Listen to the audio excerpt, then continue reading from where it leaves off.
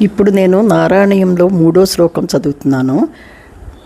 సత్వం యత్తత్ పరాభ్యాం అపరికలనతో నిర్మలం తేన తావద్ భూతైర్భూతైంద్రియైస్తే వపురితి బహుశః శ్రూయతే వ్యాసవాక్యం తత్ స్వచ్ఛత్వాత్ యదచ్ఛాదిత పరసుర్క చిద్గర్భ నిర్భాస రూపం తస్మిన్ ధన్యా రమంతే శృతిమతి మధురే సుగ్రహే విగ్రహేతే. ఇప్పుడు మీనింగ్ చెప్తున్నాను. మహర్షి వ్యాసుడు నీ స్వరూపము రజస్తమో గుణాలు కలియని శుద్ధ సత్వరూపంగా పదే పదే చెప్పి ఉన్నాడు. అందువలనే ఇటువంటి శుద్ధమైన నీ స్వచ్ఛరూపం అడ్డంకులు లేని పరసుఖానికి ఆధారమై నిలిచి ఉంది.